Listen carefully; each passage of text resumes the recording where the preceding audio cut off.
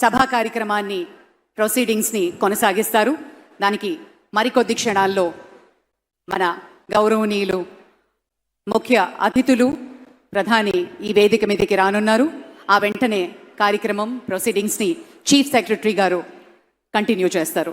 పెద్దల్ని గన్నవరం ఎయిర్పోర్ట్లో స్వాగతించి మన గవర్నర్ గారు, మన కాబోయే ముఖ్యమంత్రి శ్రీ చంద్రబాబు నాయుడు గారు ఇక్కడికి విచ్చేస్తూ ఉన్నారు. నిమిషాల వ్యవధి మాత్రమే ఉంది పెద్దలారా. సమయ పాలన తెలిసినటువంటి పెద్దలు కాబట్టి మరొక మాట గుర్తు చేసుకుంటే, మన ప్రధాని ఇచ్చినటువంటి పిలుపులు మీకు తెలుసు కదా.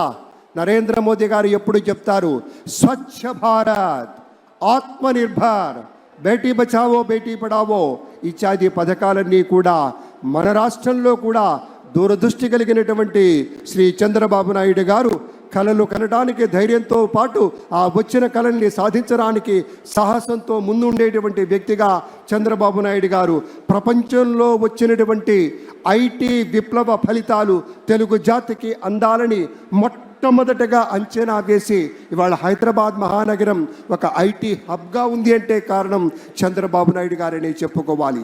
అలాగే ఆయన ఒక మహాస్వాప్నికుడు, ఆకలి లేని దేశాన్ని కలలు కంటాడు. కేవలం ఉన్నత స్థితికి వెళ్ళాలి, నేను సంపాదించుకోవాలి, నేను ఎదగాలన్నది కాదు. ఆకలి లేని దేశాన్ని చూడాలి, ఆకలి లేని దేశాన్ని కలలు కనాలి.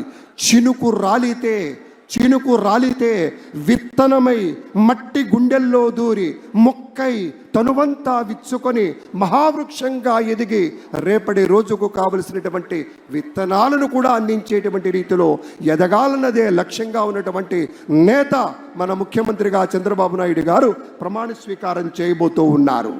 అలాగే మరి ఫారినర్ గవర్నర్ ఆఫ్ తెలంగాణ, ఇటీవల రాజకీయ రంగ ప్రవేశం కూడా చేసినటువంటి డాక్టర్ తమిళసై సౌందరరాజన్ గారికి సవినయంగా స్వాగతం పలుకుతున్నాం. మేడం గారికి చాలా ప్రత్యేకమైనటువంటి స్వాగతం అమ్మ.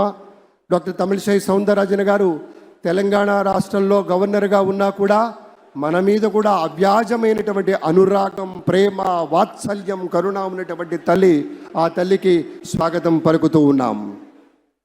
అలాగే ఇప్పుడే చెప్పుకున్నాం, ముఖ్యమంత్రి గారు కాబోతున్నటువంటి 4వ మారు ముఖ్యమంత్రిగా ప్రమాణ స్వీకారం చేయబోతున్నటువంటి శ్రీ నారా చంద్రబాబు నాయుడు గారి గురించి. ఆకలి తీర్చే కూడవుతాడు మన చంద్రబాబు నాయుడు గారు. అలుపెరగరి నాగలిగా మారి దుక్కి దున్ని అన్నం పెడతాడు.